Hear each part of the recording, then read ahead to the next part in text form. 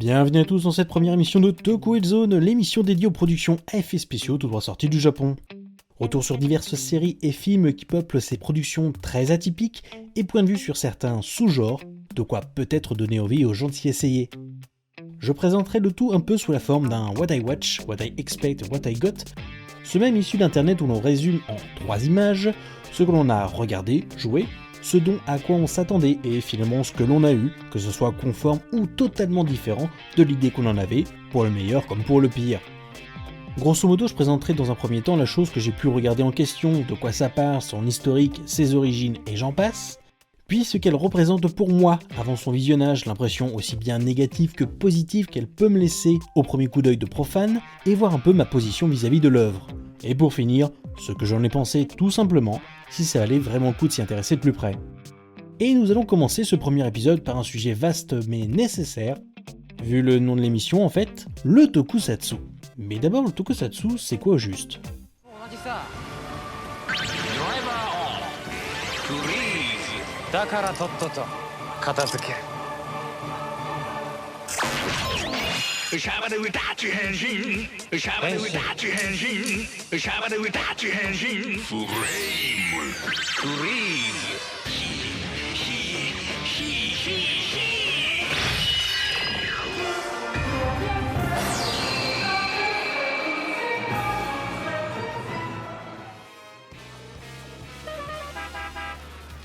Alors je ne vais pas faire un bête résumé Wikipédia à coup d'une multitude de noms, de dates et d'infos qui finirait par perdre tout le monde vu le sujet un petit peu délicat à traiter, et d'autres le font très bien à ma place.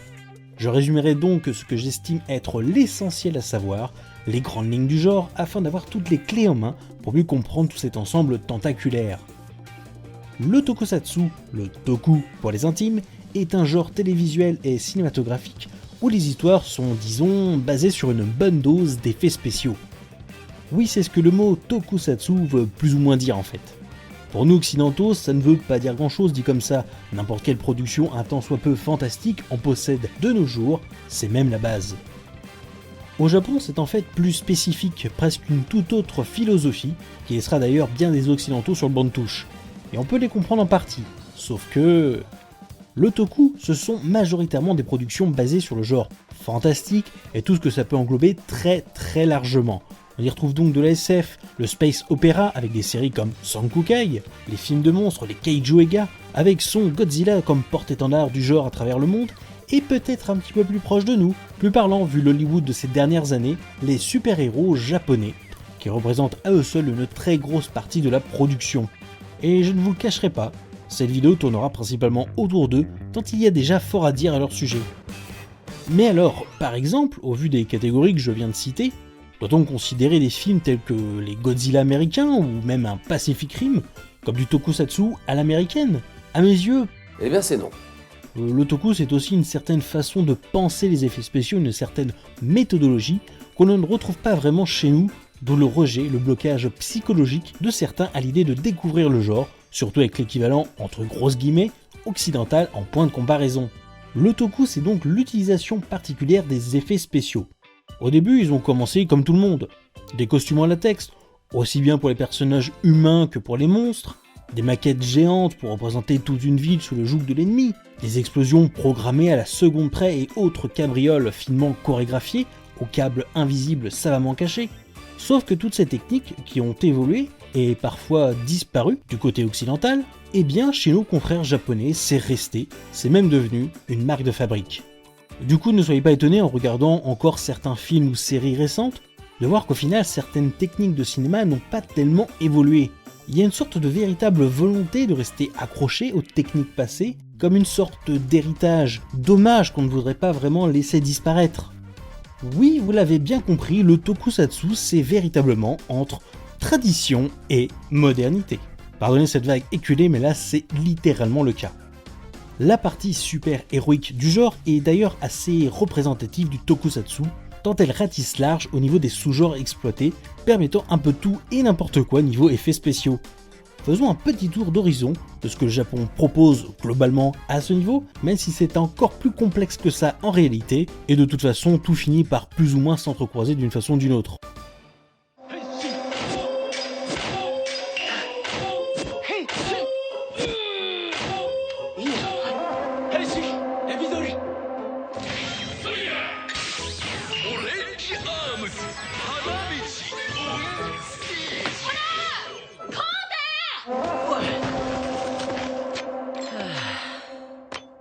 で、これで何すりゃいいんだ俺。 Tout d'abord, parmi les pionniers du genre, il y a ce que nous appelons les Kyodai héros. Ce sont des héros, généralement humains, qui ont la capacité de grandir à des tailles gigantesques, afin d'affronter des monstres géants, comme le veut la grande tradition des Kaiju Ega. En quelque sorte, on peut le voir comme une sorte de spin-off suite logique de cet autre genre, où l'humanité a désormais la capacité d'affronter ces monstres à armes égales. Le plus connu d'entre tous, c'est bien évidemment Ultraman, en 1966. Ensuite, on passe au Kamen Rider, mes petits chouchous. Super-héros à l'allure de sauterelle, le Kamen Rider est un héros qui fonctionne principalement en solitaire et qui affrontait à l'origine ses propres créateurs, des méchants très méchants, faisant d'ailleurs doucement référence aux nazis. Puisqu'étant lui-même une de leurs créations, le Kamen Rider est en fait un humain transformé en cyborg, servant de soldat d'élite à l'ennemi, mais dont seul le héros a réussi à se défaire de leur emprise. Et la suite, vous la connaissez. La série a beaucoup évolué, autant dans le scénario que dans le concept, mais garde toujours les mêmes bases, un héros principal avec parfois quelques alliés, une apparence évoquant toujours d'une façon ou d'une autre la sauterelle, une ceinture au centre de ses pouvoirs, et un étrange fétiche pour les motos. Puis, peut-être plus parlant pour nous français, nous avons les Metal Heroes. Je vous le dis tout de suite, son premier représentant et sans doute le plus connu de la bande n'est autre que...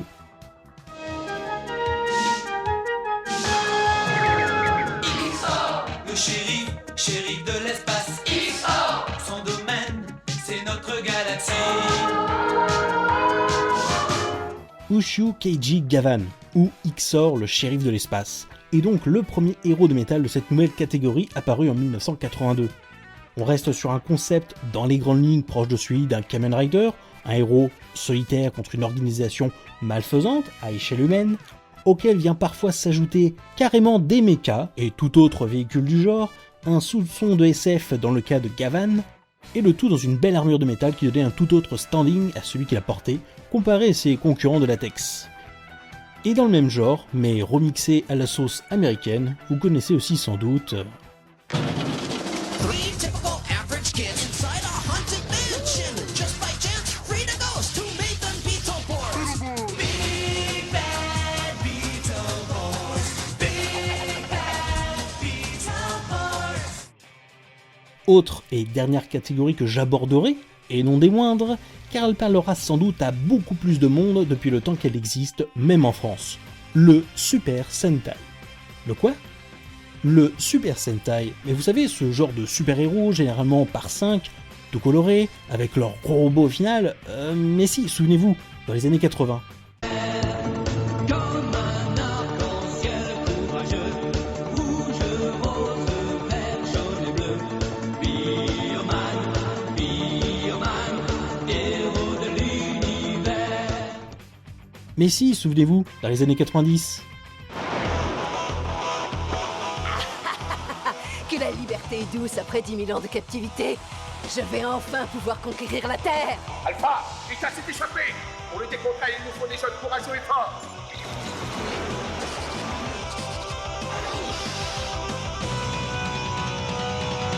Go, go, Power Rangers. Go, go, Power Rangers. Voilà, vous remettez ? Le Super Sentai est donc un groupe de héros aux couleurs multiples qui se battent ensemble contre le mal, et lorsque les ennemis deviennent véritablement trop imposants pour cette petite équipe, ils font appel à leurs robots personnels qui peuvent s'assembler et former un super gros robot. C'est aussi débile que génial et rejoint finalement un peu les Kyodai héros, histoire de boucler la boucle. Vous avez donc là les grandes bases du genre, les principaux concepts. On les retrouvera aussi dans d'autres licences, à leur sauce, mais je crois que je vais éviter de m'étendre tant on pourrait rentrer des heures dans les détails d'un paysage audiovisuel gigantesque. Passons à l'essentiel. Hola, dakara na!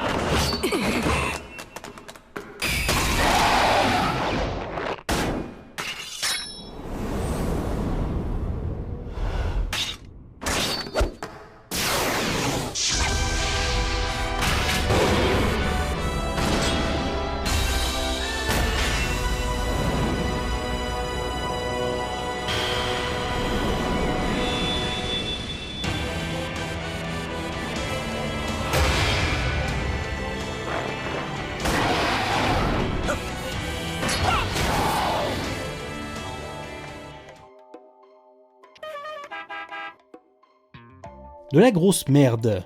Non, je n'avais aucune envie de voir ce genre de production il n'y a pas si longtemps que ça quand un ami m'a supplié de donner une chance à la licence Kamen Rider par exemple. Le nom j'ai déjà donné avec les Power Rangers quand j'avais 10 ans, écoute ça ira. Hein. Oui, j'avais de gros a priori envers le genre. En fait, comme beaucoup de mon âge, je suis rentré dedans un peu dans les années 80 avec Bioman, puis surtout les années 90 avec les Power Rangers, les Beetleborgs un peu plus tard. Que j'ai tous surkiffé ma race, mais en même temps j'avais entre, 7 et 12 ans aussi. Après, je suis naturellement et rapidement passé à autre chose, le genre ne m'intéressait plus vraiment. En plus, il faut dire qu'en France, si une licence comme Power Rangers cartonne bien, et bien à côté c'est presque le seul représentant du genre au sens large. Il y a beau y avoir un petit peu mieux aux USA, mais les autres otaku, que ça soit filmique ou télévisuel, ne sortent pour ainsi dire que très rarement, si ce n'est jamais, en dehors du Japon. Bon ok, pour parfois des raisons assez évidentes. En fait, il faut savoir que les séries Power Rangers sont des remakes des séries japonaises Super Sentai sorties habituellement un an plus tôt au Japon. Remake car on vire toute la partie civile de l'original japonais, donc les scènes hors combat non costumées. On tourne de nouvelles scènes avec un nouveau scénario à l'américaine et un casting occidental pour ne garder que les phases de baston en tenue et en robot. Ce genre de procédé a déjà été fait sur d'autres séries comme Kamen Rider par exemple, mais ça n'a pas vraiment fonctionné sur le long terme de la même façon que les Power Rangers. J'en appelle au pouvoir de la lumière pour redevenir le mutant masqué. Mutant masqué. Mutant masqué. En fait, là où je veux en venir, c'est qu'il est difficile d'avoir un a priori positif sur tout un genre, alors qu'il n'y a quasiment qu'un seul représentant à travers le monde encore à l'heure actuelle. Du coup, on reste avec l'impression donnée par Power Rangers avec le recul. C'est quand même parfois bien con, ce n'est pas toujours bien joué, ni même doublé dans notre belle langue. Le niveau de kitsch de ces séries est aussi admirable que repoussant comparé à ce qui se fait en Occident, et les scénarios sont ultra simplistes et méchamment répétitifs. Et bon ok, j'y reviendrai, mais il faut reconnaître que c'est aussi parfois très vrai, même ailleurs en fait. Et puis à côté de ça, du côté des films de monstres, pour compléter, c'est tout aussi délicat pour moi, encore maintenant d'ailleurs. Par exemple, j'aurais du mal à le juger comme bon ni même mauvais, mais pour moi il est particulièrement difficile de rentrer et par extension de juger dans le premier film Godzilla de 1955 tant il transpire un contexte très précis de l'histoire japonaise, quelque chose qui me touche que finalement assez peu. Et, à contrario, impossible du coup d'avoir envie de se plonger dans l'intégralité des autres films de cette licence, avec le dernier film japonais en date qui est Godzilla Final War, un nanar de l'espace d'un kitsch d'un niveau nucléaire, avec toujours les mêmes costumes en plastique depuis 1955, un scénario d'une connerie sans précédent, donc l'opposé du sérieux total et grave du tout premier opus, et un tacle minable au Godzilla américain de 1998. Plus jamais ça, oui clairement. Bref, le toku ça semblait pas vraiment fait pour moi, c'était pas ma culture, c'était pas comme ça que je concevais le visuel dans une œuvre fantastique. Et puis finalement j'ai quand même cédé, j'ai testé autre chose que le peu qui nous arrive chez nous.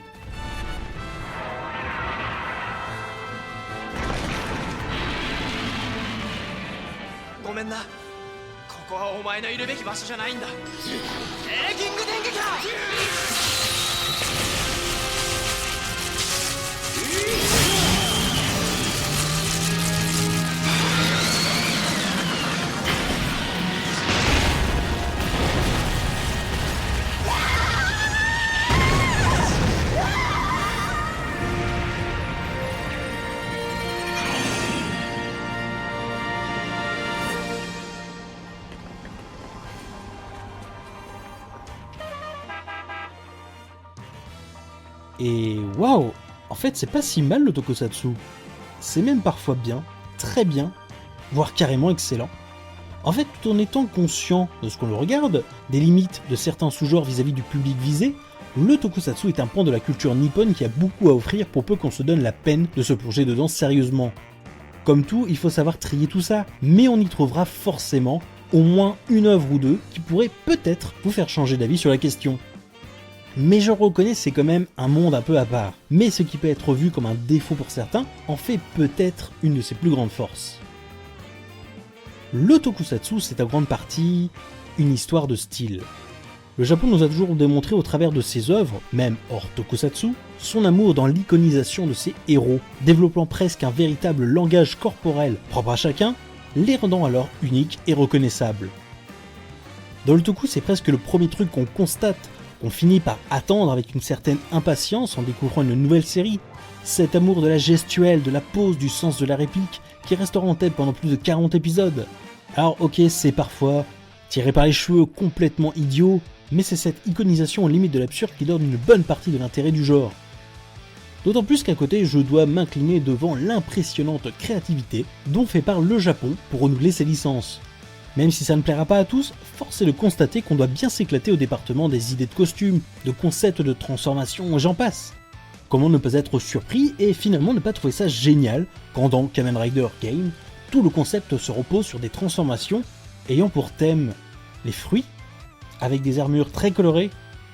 J'adore cette série. En fait, l'une des choses finalement très fun de l'Otoku, c'est de voir à quel point ils assument, selon la licence concernée, l'aspect mercantile de la chose. C'est-à-dire que si chez nous il est normal de sortir des produits dérivés comme des jouets d'une grosse production populaire, au Japon, dans le toku, il fonctionne presque à l'envers. L'aspect produit dérivé prend une telle place que, finalement, on se demande s'il ne crée pas déjà le jouet de base et que la série en question ne serait alors que son produit dérivé. Et ce n'est pas sale. Même si parfois c'est fait de manière grossière et ratée, il est toujours amusant de voir de quelle manière ils peuvent raconter une histoire qui a du sens, qui a un véritable développement et de vrais bons personnages, tout en sentant clairement que, ouais, régulièrement, on nous rappelle « Allez, achète nos jouets s'il te plaît !» On est quand même dans des séries où, parfois, les acteurs jouent littéralement avec les propres produits dérivés de la série en question, étant eux-mêmes parfaitement intégrés à l'histoire et au concept initial. C'est fort, très fort. On atteste par exemple Kamen Rider Drive, où le héros peut à la fois communiquer avec de petites voitures littéralement en plastoc et les utiliser pour se transformer en justicier.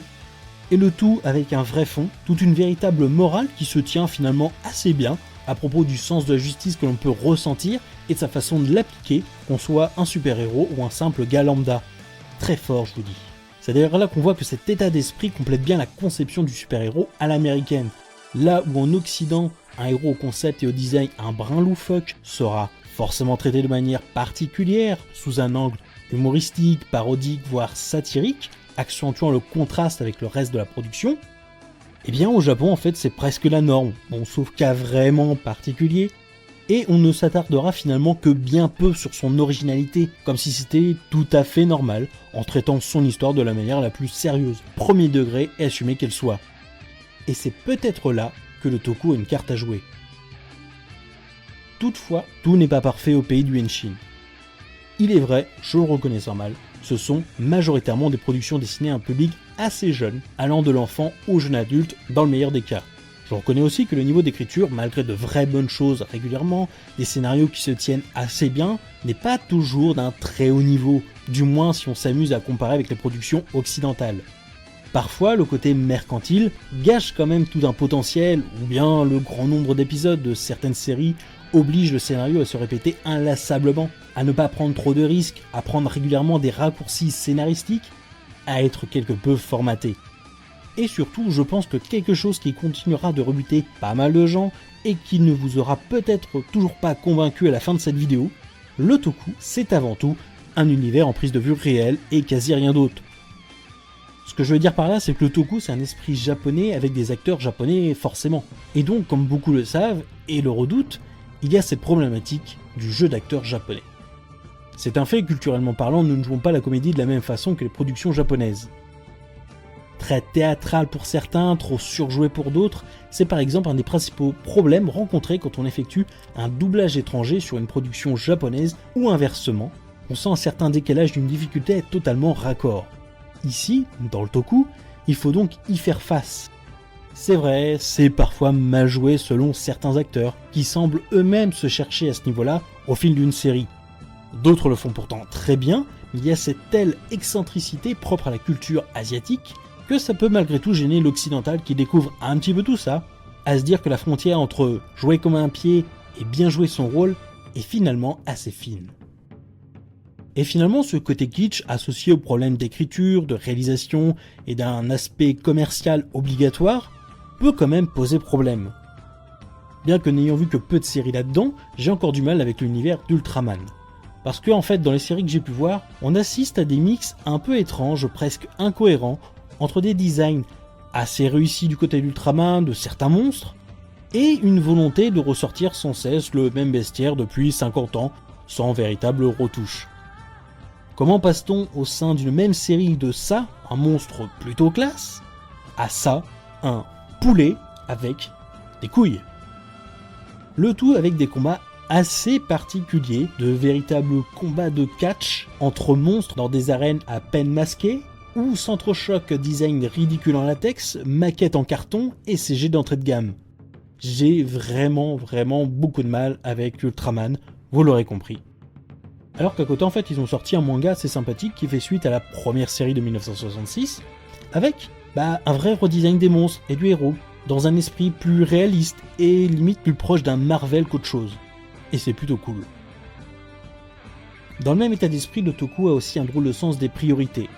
Kikaider est un vieux héros des années 70, tout de même connu, mais pas autant que d'autres licences de Toku qui perdurent encore de nos jours. En 2014, ils décident de le relancer proprement avec un film sobrement appelé Kikaider Reboot, où on sent qu'ils y ont mis du budget, qu'on veut le sortir de la masse et en faire quelque chose de différent. Et ça, c'est un bon état d'esprit. Mais à côté de ça, la même année sortait un film Gavan, XOR. Lui aussi dans l'optique de relancer la licence, avec à la clé de nouvelles séries. J'ai été tristement déçu de voir qu'au final, le film est assez mauvais, mais ça, ce n'est qu'un détail. Mais aussi que c'est un film sans véritable budget, sans aucune ambition. Comprendre par là, on a un héros très connu, même en France, on peut le dire. On tente de le relancer, on rappelle le premier acteur pour jouer aux côtés du nouveau, et tout ce qu'on en fait, c'est un épisode de Toku à peine mieux budgété et réalisé, et je déconne pas, qui durerait 1h30 cette fois-ci. C'est un petit peu comme si Marvel Studios avait mis du gros budget dans un film Squirrel Girl, et un budget pas plus gros qu'une pièce de 2€ pour relancer Iron Man. Ça n'a aucun sens. Pourquoi ? Pourquoi parfois s'obstiner dans cette tradition du low cost qui, dans un tel cas de figure, dessert vraiment un tel projet ? C'est un petit peu la question que je me pose toujours aujourd'hui. C'est cette touche qui donne une partie de la saveur du Toku, c'est vrai, mais on sent aussi parfois que le genre est un peu coincé dans sa bulle, qui attend désespérément d'éclater et de montrer un nouveau visage. Il n'empêche que le Toku mérite votre attention, ne serait-ce que pour une poignée de séries.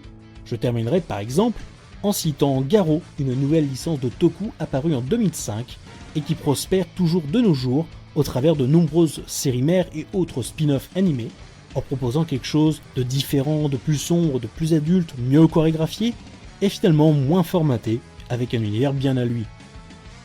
Plus simplement, le Toku c'est une histoire de culture différente.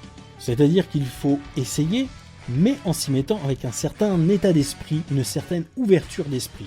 Attention, pas que je crache sur ceux qui n'arriveront jamais à s'y mettre, mais il y a cette barrière culturelle à franchir, une barrière qui n'est définitivement pas des nôtres.